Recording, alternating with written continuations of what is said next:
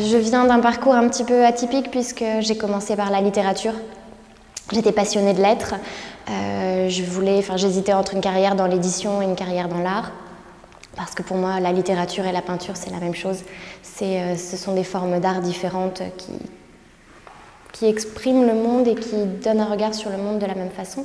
Donc après des classes préparatoires littéraires, un DEA en lettres et un DEA en histoire de l'art, j'ai décidé de me spécialiser vers le marché de l'art avec un MBA à l'ESCP en gestion culturelle. Et puis ensuite, c'est surtout une expérience pendant 5 ans au sein de la galerie Nathalie Serroussi, donc auprès de qui j'ai appris ce métier et découvert cette passion que j'avais pour l'art contemporain et compris que c'était le métier que je voulais faire. Et qui m'a permis donc d'ouvrir cette galerie aujourd'hui avec mon choix d'artiste et la liberté de les défendre.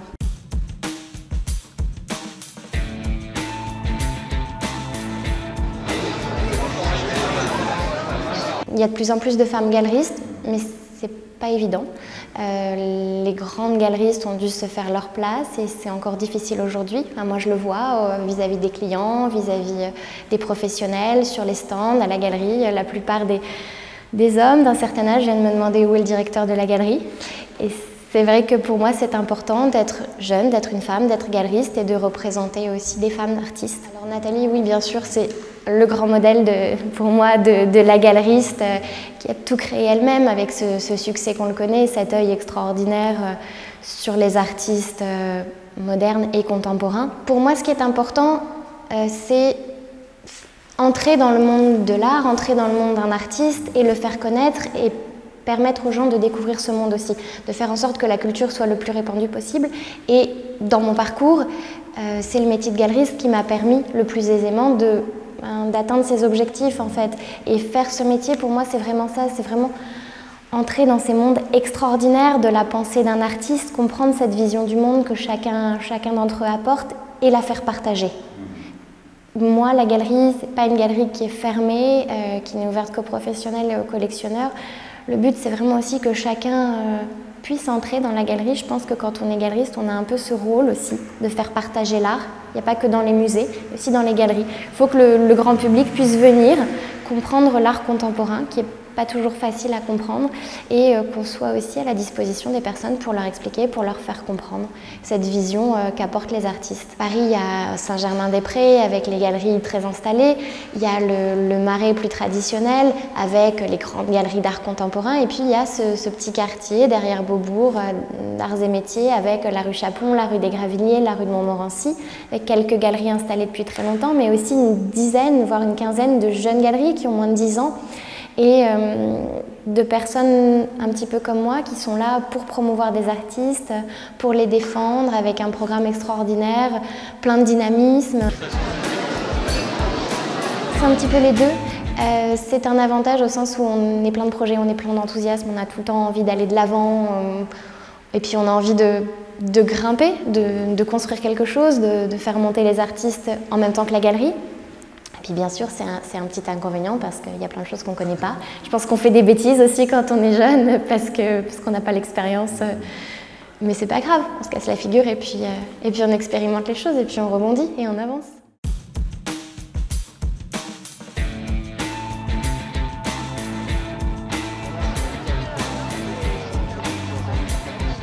Je crois que le rire et le sourire sur le monde permettent de prendre de la distance.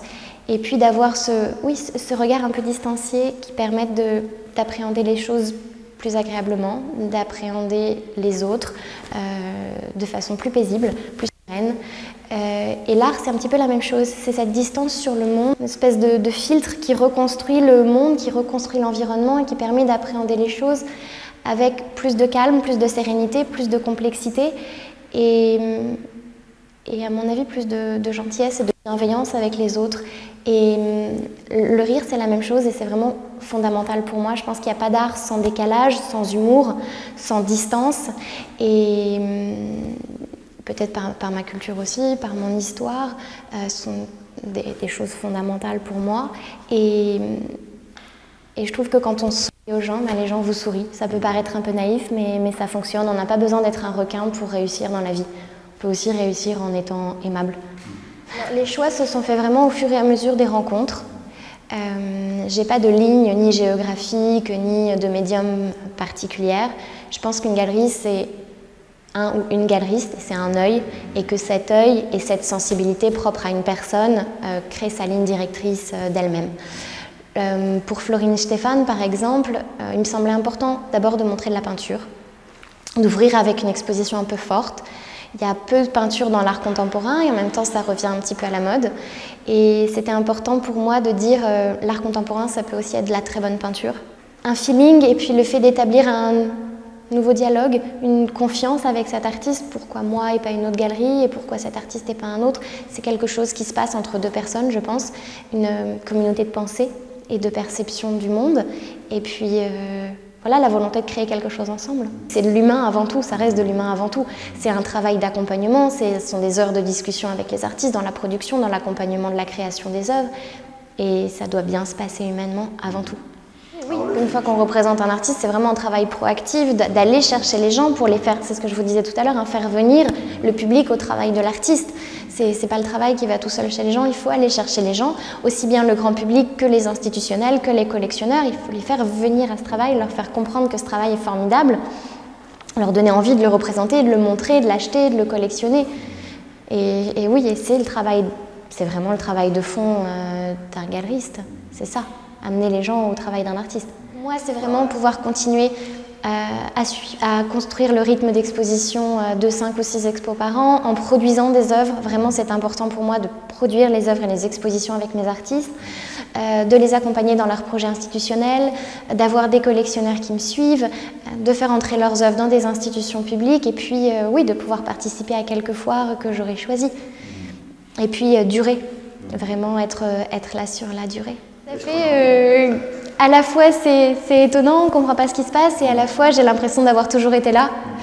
Et puis il y a tellement de projets qui s'enchaînent qu'on n'a pas le temps de s'arrêter et de réfléchir à ce qui se passe. Le vernissage s'est extrêmement bien passé. Là dès demain on est en montage avec Choro Krièche qui est notre artiste de la galerie pour l'exposition des 10 ans de Drawing No. Et puis on prépare déjà la prochaine exposition qui est celle de Julien Discrete. Donc les projets s'enchaînent, sans parler des expositions institutionnelles de plusieurs artistes. Tout s'enchaîne. Donc la vie est belle. Oui, la vie est belle. Merci Jean-Marc. Je viens d'un parcours un petit peu atypique puisque j'ai commencé par la littérature.